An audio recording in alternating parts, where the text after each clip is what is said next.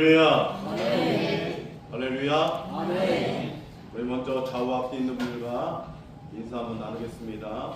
하나님 말씀이 복이며 예배는 기쁨이 됩니다. 하나님 말씀이 복이며 예배는 기쁨이 됩니다. 아멘. 자, 오늘 우리가 함께 나눌 말씀은 기도 말고는 다른 것으로는 해답이 없습니다 라는 주제로 하나님 말씀을 나누겠습니다. 자, 오늘 본문은 매우 극적인 장면으로 시작됩니다. 예수님께서 변화산에서 이제 내려오실 때에 그분을 맞이하는 것은 영광이 아니라 혼란이었어요. 논쟁이었고 실패가 있었고 절망이 있었습니다. 한 아버지가 있었습니다. 귀신 들린 아들을 둔 아버지입니다. 그럼 마지막 희망을 붙들듯 아들을 데리고 예수님을 찾아 나섰습니다. 그러나 예수님은 그 자리에 계시지 않았습니다. 그 대신 제자들이 있었습니다. 그 아버지는 제자들에게 간청합니다. 내 아들을 고쳐달라. 이렇게 간청했습니다. 근데 제자들도 가만히 있지 않았습니다. 그들은 과거에 문제를 해결했고 또 귀신을 쫓아냈던 경험이 있던 제자들이었습니다. 예수님의 제자들은 이미 이전에 예수님께서 둘씩 짝지어서 전도하러 보내셨을 때에 제자들도 귀신을 쫓아냈던 일들을 또 체험했고 경험했기 때문입니다. 그래서 예수님의 권세를 받았고 또 성공의 기억이 있었던 거지요. 그래서 이번에도 해보려고 애씁니다. 그러나 결과는 실패였습니다. 아들은 여전히 고통 속에 있었고 또 아버지는 절망했고 제자들은 당황했습니다. 그런데 바로 이 장면이 우리의 삶과 너무도 흡사합니다. 문제가 생기면 우리는 가장 먼저 할 수 있는 것을 붙듭니다. 그것이 경험이 될 수 있고 노력이 될 수 있고 또 능력이 될 수 있고 인맥이 될 수 있었습니다. 그리고 돈, 정보, 기술 그리고 심지어서는 신앙의 경험까지도 있었던 겁니다.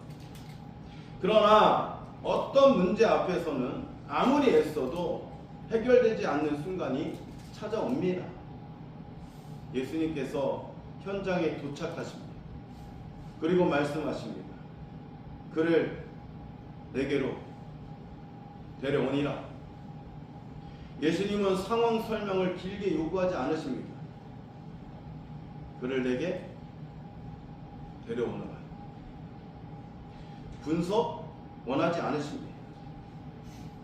방향부터 바로 잡으시는 거죠. 아이를 보신 예수님은 즉시 귀신을 쫓아내고 꾸짖으면서 아이를 고쳐주십니다. 그리고 이야기는 조용히 그러나 깊은 질문으로 이어집니다. 제자들이 묻습니다. 예수님, 우리가 경험도 있었습니다. 또 예수님께서 보내주신 그것으로 능력도 우리가 기억합니다. 그런데 우리가 어찌하여서 능히 그 귀신을 쫓아내지 못하였나요? 이 질문 속에서 좌절도 있고 억울함도 있고 혼란도 있습니다. 우리는 틀린 게 없는 거지요. 왜 해봤으니까, 경험했으니까, 전에도 똑같이 했었던 일이기 때문에. 근데 왜 이번에는 안 됩니까? 이 질문에 예수님의 대답은 짧고 명확하고 결정적이지. 기도 외에는 다른 것으로 이런 종류가 나갈 수 없느니라. 할렐루야. 아멘. 우리는 이 말씀을 아주 쉽게 이렇게 정리할 겁니다. 기도 안 해서 실패한 거야. 목회자가요, 실수하는 게 이겁니다. 기도 안 해서 그래. 기도해야지. 기도하면 응답받을 거야.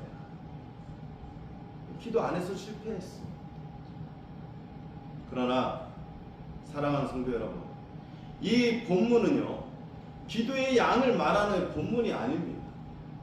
이 말씀은 믿음의 방향을 이야기하는 그런 본문이라는 거죠. 제자들은 이미 많은 사역을 해본 사람들이었습니다.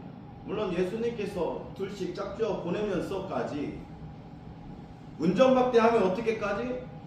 발에 신까지 털어 먼지까지 다 털고 그냥 나와. 이렇게까지 교육받았던 사람인 거죠. 경험도 있었고 공식도 있었고 기술도 있었고 이전에 성공도 있었습니다. 그래서 그날 그들은 하나님을 바라보기보다는 자신들의 익숙했던 방식, 해오던 방식에 대해서 기대했던 거지. 그러나 귀신 들린 아이 앞에서 그 모든 것이 또 그 모든 문제가 해결되지 못함을 경험합니다. 기도란 시간을 채우는 종교 행위가 아닙니다. 나는 할 수 없습니다. 주님이 하실 수 있습니다. 라고 삶의 방향을 다시 하나님께 돌리는 고백인 거죠. 기도의 시작은 하나님 제가 왜 여기에 나왔겠습니까? 하나님 왜 제가 이 자리에 있습니까? 하나님 제가 왜 이곳에서 하나님을 찾고 있습니까? 삶의 방향을 다시 묻는 그러한 고백이라는 그게 시작입니다. 오늘 우리의 삶도 그렇다고 봅니다. 문제가 풀리지 않을 때, 관계가 막힐 때, 마음이 무너져 내릴 때 우리는 더 열심히 애쓰지만 더 깊이 하나님을 의지하고 있는지를 먼저 체크해 봐야 된다라는 거예요. 예수님은 여기서 기도의 분량을 말씀하지 않지요. 밤을 세웠는지 시간이 길었는지 그걸 묻지도 따지지도 않으십니다. 예수님이 짚으시는 것은 믿음이 어디를 향하고 있었는가이지요. 그러므로 기도란 말이 많아지는 시간이 아닙니다. 내 힘의 손을 내려놓고 하나님의 손을 붙드는 방향 전환에 있어야 한다라는 거지요. 아멘. 우리가 붙들고 있다면 뭐라고요? 하나님께 맡기는 거죠. 우리가 무너지는 이유는 기도를 적게 해서가 아닙니다. 삶의 결정적인 순간마다 여전히 나를 의지하기. 그래서 다른 어떤 것이 일어나지 않는 거지. 나를 의지하니까 내 힘으로 해결할 수 있는 부분들. 저번에 기도할 때 제가 이야기 드렸죠. 하나님은 yes, 내가 오늘 해줄게. no, 그건 아니야. 조금만 기다려. 그런데 또 하나님 이렇게 얘기하십니다. 그거는 너가 할 일이야. 너가 애쓰고 노력하고 힘써야지 가능한 일이야. 그리고 또 이렇게 이야기하십니다. 야, 그거는 네가 할 일이 아니다. 내가 할 거야. 너는 기다려야 돼. 넌 좀만 기다려. 내가 할 거야.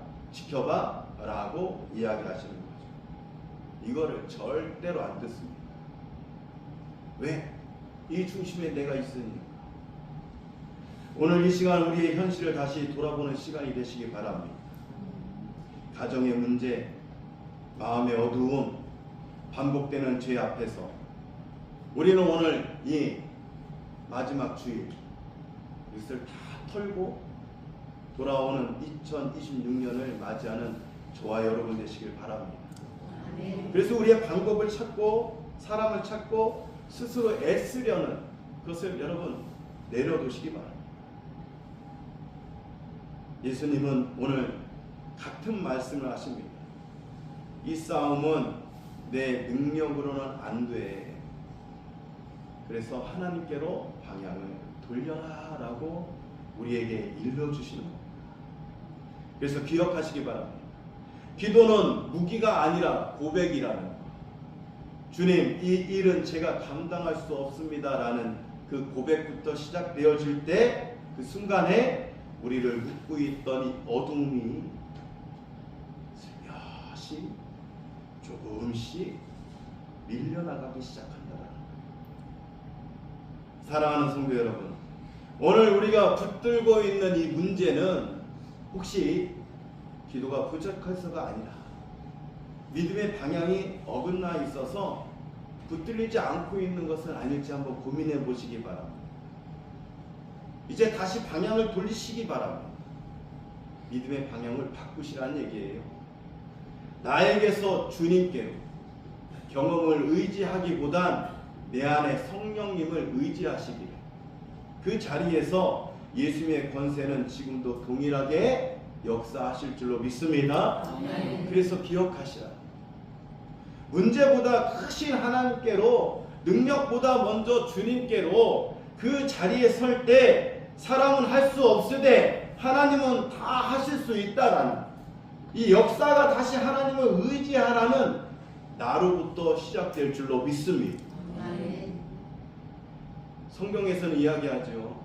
고린도전서 4장 20절에 이렇게 말씀합니다. 하나님의 나라는 말에 있지 아니하고 오직 능력에 있습니다. 할렐루야. 그러므로 이 능력은 믿는 자의 몫이라는 겁니다. 어찌할 거예요? 내가 능력이 없는데 믿어야 되죠. 저의 강점은 물론 여러분들에게도 강점이 있겠지만 참 순박합니다. 단순해요. 여러분, 신앙은 단순해야 됩니다. 그냥 믿으라면 믿는 거예요. 누구처럼? 요셉처럼. 할렐루야. 우리가 저번 주에 요셉 배웠잖아요. 단순해야 돼요. 예수님이 믿으라니까 그냥 동정녀 마리아 처녀가 잉태했는데 어떻게 해요? 그냥 베푸는 거예요. 그래서 단순한 게 능력이 있다. 우리 김천시민교회는 단순하게 하나님 말씀이 떨어지면 아멘, 아멘 하고 순종하는, 그래서 역사를 만들어가는 그러한 저와 여러분 되시기를 예수 그리스도의 이름으로 축원해 드립니다. 세상에는 많은 거짓 교사들이 있습니다. 거짓 지도자들도 많지요. 믿음만 가지고는 부족하다라고 이야기합니다. 믿음만 가지고 뭐가 부족해요? 나 막 하나님께 헌신하고 하나님께 막 물질도 갖다 드리고 하나님 옆에 온 종일 시도 때도 없이 하나님께 부르짖고 기도하고 막. 여러분 한번 생각해 보셔야 됩니다. 이런 것은요 생각해 보셔야 돼요. 하나님은 절대로요 마음에 담겨있지 않는 것은 원하지 않으십니다. 아무리 헌금을 한다 하더라도 그 마음이 없다면 그것은 절대로 하나님 받지 않으십니다. 거기에 빠지지 말란 말이에요. 마지막 때에는 이것이 더 강하게 옵니다. 세상이 그렇게 만들어갑니다. 그래서 이 믿음이라는 것은요 믿음만 있으면 충분할 줄로 믿습니다. 돈으로도 못 가요. 잘생겨도 못 가요. 이뻐도 못 가요. 어딜요? 하늘나라. 예수 믿는 믿음으로 가는 나라, 하늘나라, 하나님 나라 되는 줄 믿습니다. 이 믿음은 태산을 옮깁니다. 우리의 믿음으로 지옥에서 천국으로 옮겨진 줄 믿습니다. 이 일은 태산을 옮기는 것보다도 더 대단한 사건이기 때문에 그렇습니다. 요한일서 5장 4절에도 그렇게 말합니다. 우리는 믿음으로 세상을 이기고 믿음으로 승리를 쟁취합니다. 이것이 우리의 믿음의 능력입니다 라고 일러주고 있다. 그러므로 믿음은 우리로 하여금 하나님과 교제가 가능하게 하고 믿음의 영역에서 우리는 주님을 체험하고 그를 닮아갈 수 있도록 만든다. 아무리 애써도 인간의 힘으로 도달할 수 없는 이 영역이 있음에도 불구하고 믿음이 있는 사람은 그 문 앞에 멈추지 않고 은혜로 들어가 누리는 줄 믿습니다. 이 믿음은 막연한 기대가 아니라는 거예요. 말씀을 알고 신뢰하면 신뢰할수록 살아계시는 또 살아가는 그 힘으로 그것을 누리는 이 실제의 삶에서 경험하는 원동력이 되어줄 줄로 믿습니다. 환경이 바뀌지 않아도 마음이 무너지지 않아요. 결과가 보이지 않아도 오늘을 성실히 살아갈 수 있는 힘이 되어줄 줄로 믿습니다. 오늘 우리가 붙드는 믿음은 하나가 인생의 방향을 바꾸고, 오늘 우리가 현실 속에서 믿음으로 다시 말씀을 붙들 때 노력으로는 넘을 수 없던 벽을 하나님께서 확실히 열어주실 줄로 믿습니다. 아멘. 이것이 믿음입니다. 우리는 사람들에게 윤리 도덕을 전할 이유가 없습니다. 그것이 옳다라고 얘기할 필요가 없어요. 그것이 맞다라고 얘기할 필요가 없습니다. 오직 믿음을 전하는 저와 여러분 되시길 바랍니다. 아멘. 복음에는 하나님의 의가 나타나서 처음부터 끝까지 믿음으로 나아가는 것임을 로마서 1장 16절에서 일러주고 있습니다. 그러므로 제자들에게 예수님이 지적하신 문제는 단순히 기도를 안 했다라고 하는 것이 아닙니다. 더 깊이 보면 기도 외에 다른 것을 붙들고 있었던 믿음의 방향이 문제였다라는 것을 꼬집어주는 것입니다. 기도 외에 다른 것, 그것은 무엇입니까? 우리의 힘, 우리의 열심, 우리의 경험, 우리의 신앙, 경력, 우리의 방법, 우리의 직분, 심지어 우리의 기도조차도 난 기도했는데 그런 행위로만 남으면 그 기도마저도 기도 외에 다른 것이 될 수 있음을 여러분 기억하시길 바랍니다. 중요한 것은 누가 기도했냐가 아니라 누구에게 기도했느냐일 것이라는 거죠. 아이의 아버지를 보십시오. 처음 마음은 분명했습니다. 예수님께 가자. 예수님 만나보자. 예수님께서 해결하실 거야. 그러나 현장에는 예수님이 보이지 않자 누구를 붙듭니까? 제자를 붙들어요. 급하면 방향을 잃고 목적한 바가 이루기 위해서 사람을 붙드는 격이죠. 눈에 보이는 것을 먼저 잡습니다. 그러나 예수님은 분명히 말씀하십니다. 그를 내게로 데려와라. 이 말은 곧 이런 뜻입니다. 왜 다른 데서 답을 찾아? 나를 만나러 왔으면 기다려야지. 왜 나 말고 다른 것을 붙들어? 믿음이란 응답할 수 있는 하나님께 집중하는 것입니다. 오늘 우리의 삶이 그렇지 않습니까? 자녀의 문제, 관계의 상처, 반복되는 죄, 끝내지 못하는 습관 같은 부분들, 우리는 제자처럼 맡겨서 있습니다. 그때 제자들에게 주님은 묻지 않습니까? 제자들이 내가 얼마나 할 수 있느냐가 아니라 지금 누구를 의지하고 있느냐라고 물어야 하는 거죠.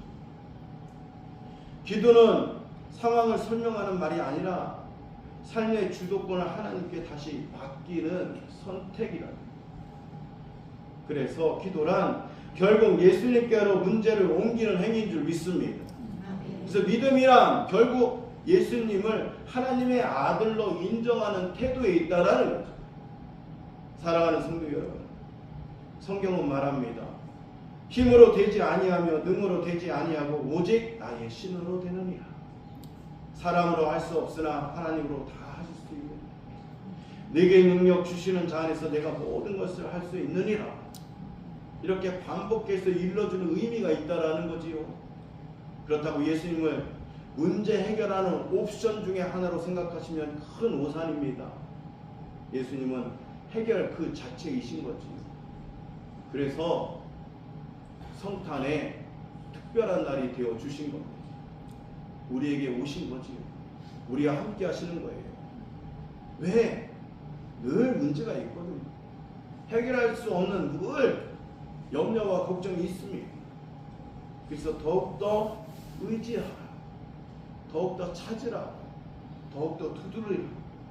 그래서 믿음의 출발은 항상 주님, 예수님으로부터 출발해야 될 줄로 믿습니다. 예수님은 이 정도는 아무것도 아니라 예수님은 나를 위해서 역사하신다. 주님의 이름을 부르면 반드시 구원으로 응답하신다. 라는 이 믿음, 이 말씀 여러분 꼭 붙들어서 믿음으로 시작하는 한 사람, 주의 이름을 부르는 것이고 그 기도는 내 몫으로 삼아야 될 줄로 믿습니다. 그래서 믿음의 선택은 또한 내 몫이라는 사실을, 그리고 역사하심은 예수님의 몫이라는 사실을 믿고 의지하시기 바랍니다. 오늘 우리의 삶에 여전히 해결되지 않은 문제가 있다면 이제 그 질문을 바꾸시기 바랍니다. 왜 기도가 안 될까가 아니라 나는 정말 예수님께로 가져갔는가, 그리고 그것을 예수님 앞에 내려놓았는가. 오늘 예수님은 말씀하십니다. 그 문제를 내게로 가지고 오라. 그 상처를 내게로 가지고 와. 그 두려움을, 그 자녀를, 그 미래를 내게로 와서 내려놓아라. 사랑하는 성도 여러분, 이제 더 이상 기도 외에 다른 것을 붙들지 마시기 바랍니다. 오직 예수님께 기도하시고 오직 예수님의 이름만 부르시고, 그때 기도는 응답이 되고 믿음은 현실이 되고 예수님은 우리와 함께 하시며 오늘도 살아서 역사하실 줄로 믿습니다. 네. 말씀을 정리하겠습니다. 귀신 들린 아이는 어릴 때부터 그 힘에 사로잡혀 있었어요. 물과 불로 내몰리면서 살아가는 것 자체가 위협이었어요. 당시 사람들은 이 아이를 보면서 두려움과 무력함 가운데 그렇게 살아갔을 거라는 거죠. 그를 바라보면서 참 애처롭고 안쓰럽고 생각했던 거죠. 아버지는 더 했을 겁니다. 매일 절망했을 겁니다. 귀신은 예수님을 보자마자 마지막 바라하면서 아이에게 더 심한 격려를 일으킵니다. 그렇잖아요. 우리의 문제가 더 쪼여오잖아요. 그런 것처럼 그런 심한 것들이 우리를 올가매니다. 그러나 분명한 사실이 있습니다. 어떤 어려움에 또 어두움에 권세도 예수님의 명령을 거부할 수 없다라는 거예요. 바람아 잠잠하라. 자연도 수긍하지 않습니다. 문제인 귀신은 소리를 지르며 나가고 아이는 마침내 자유를 얻습니다. 우리는 이 장면을 통해서 귀신을 가득 평가할 필요가, 그 이유가 없음을 배워야 됩니다. 예수님은 귀신보다 훨씬 강하신 분이시며 지금도 동일하게 우리에게 능력을 더해 주실 줄로 믿습니다. 그래서 성경은 이야기합니다. 마귀를 대적하라. 그리하면 그가 피하리라. 이 말씀은 오늘도 우리의 가정과 삶에 이 질문을 던집니다. 나는 내 자녀가 어릴 때부터 무엇을 마음에 모시고 살도록 돕고 있는가? 성적과 성공, 경쟁과 불안? 아니지요. 예수님의 말씀과 임재가 그 마음을 지배하도록 돕고 있는가를 여러분 질문해야 될 것입니다. 신앙은 나중에 선택하는 옵션이 아니라 삶의 중심이 되어야 한다는 거예요.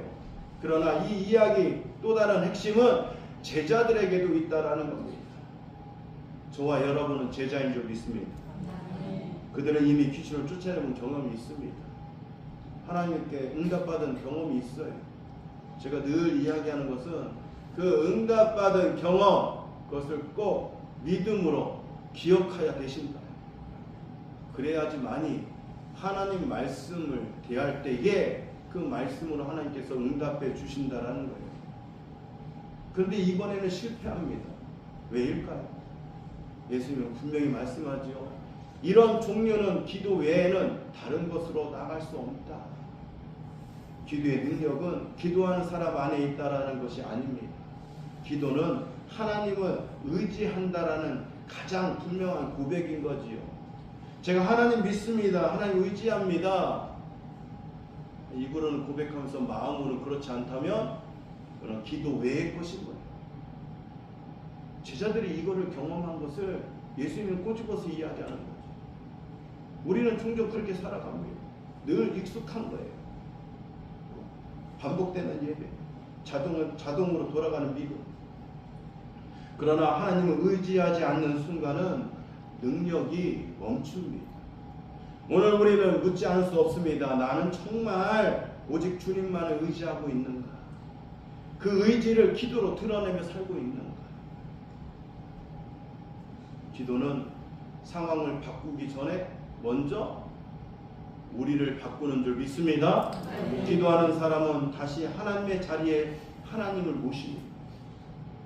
그래서 늘 검토해 봐야 됩니다.